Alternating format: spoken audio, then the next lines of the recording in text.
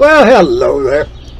You know, I've been thinking I got to doing some reading and some paying attention and studying. It's a bunch of this stuff that's going on with all this CBDC,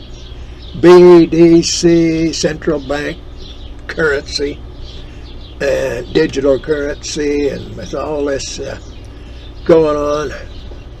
And I got to remembering back to when we had gold. Our dollar bill was pegged to gold, and the value of gold was about, I think it was $34 and something cents a troy ounce.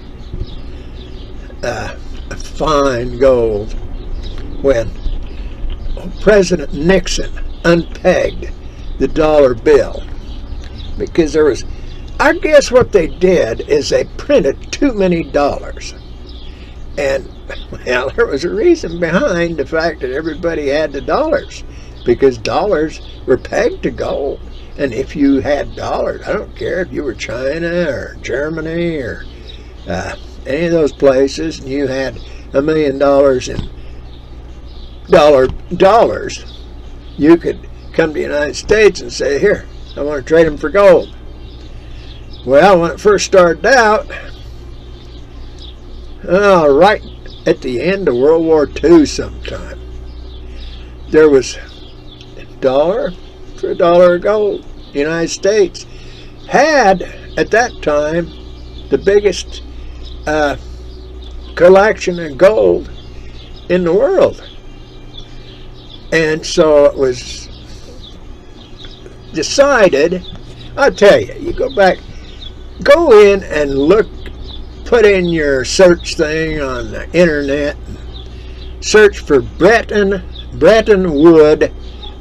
Woods Agreement, B-R-E-T-T-O-N, Woods, W-O-O-D-S, Agreement, and it'll come up on there, and it'll have 3 or 4 different references for you, at least. One of them will be Wikipedia, of course. One of them will be the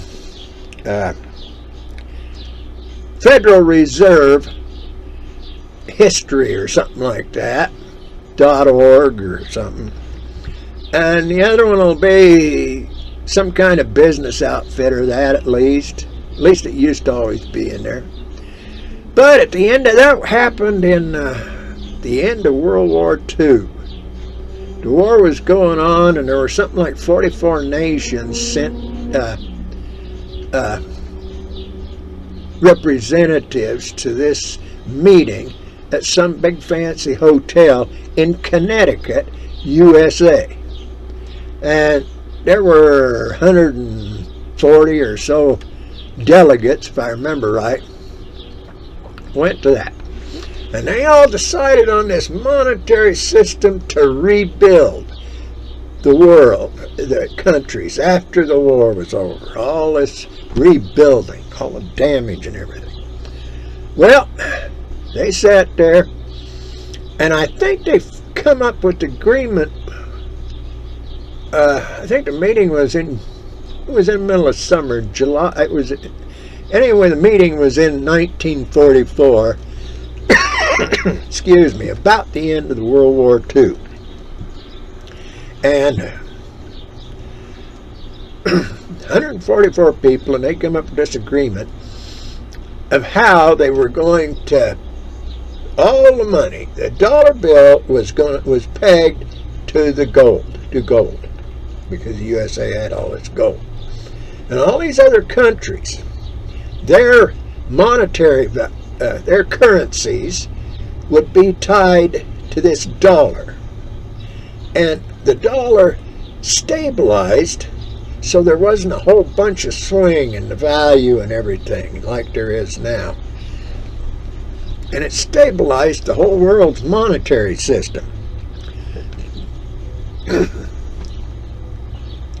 Well, the old USA, that Federal Reserve back there, they must have got carried away.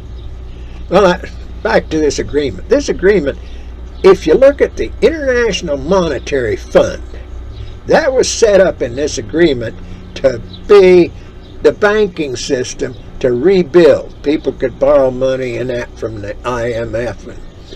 And it was based, and this was where the World Bank came from. That World Bank came from this time, this agreement back there in 1944. I think it was July. I almost swear to that. But anyhow, the United States being the big daddy of the whole world. Oh, we're the big shot. We're going to run the whole world. Don't kid yourself. That's exactly what some of them people thought. They set this up. Well, they must have been printing dollar bills out of that Federal Reserve. They'd print. Well, they got out more dollars than they had gold. By a long shot, I guess. I haven't found any figures, but they had, because the doom of the Bretton Woods Agreement was the fact a run was started on the bank to get the gold. People were cashing in dollar bills to get the gold. Back there, well, Nixon was president, and so it would have been about in 1971, I think. If you go look it up and read this and that, find out. But 1971, Nixon unpegged the dollar bill from gold. That made U.S. currency a fiat currency. It wasn't worth anything except what they convinced people the United States had the credit and good faith of the people of the United States and all this kind of malarkey. So anyway, that stopped a run because they figured this run was going to take all the gold out of the United States. Take it all out. That tells me they had a bunch more dollars printed than was, well, in 1973, I think it was, that was a temporary fix. But in 1973, it became a fact of law. And that IMF and that World Bank became something that the United States didn't control anymore. Now you get to work looking. The dollar, you take this BRICS, this Brazil, Russia, India, whatever that is, and you look at what they're doing, setting up their own monetary funds separate from the United States. You look at what Russia's going on and what's going on in China and everything. Well, that's what's made the dollar worthless. I don't care what they say. That's a dollar's worthless. Talk about inflation? Okay, 10% inflation at one time, a little while ago. That was nothing. That's 10% per annum. So if it's something cost $10 and you had 10% inflation for the year, at the end of the year it would cost $11. But in the United States, you had rental property. You could rent a decent apartment somewhere for $850 a month. First and last month, the $500 safety deposit. Well, when they come all this inflation, suddenly all those $850 apartments were $1,500 or $1,400. No more $850. A car. You could go down and buy a car for $35,000. All of a sudden, over that short period of time there, a new car was $55,000. A pickup truck, that piece of junk, all of a sudden they're $80,000.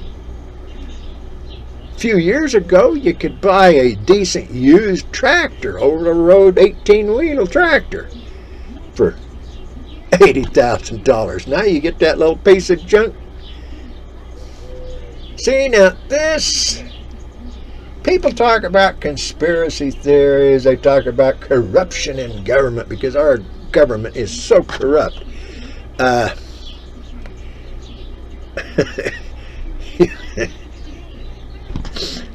I look at these guys up there, I listen to these ads, these people have got these political ads and that stuff.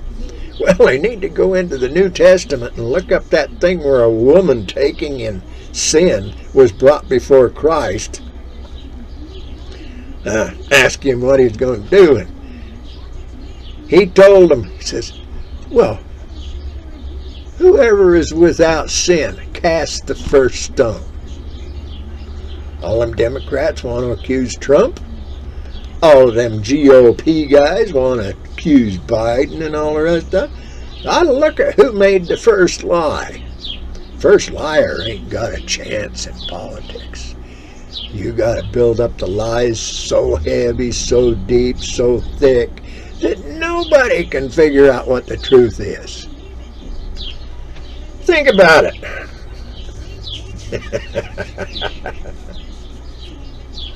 Me?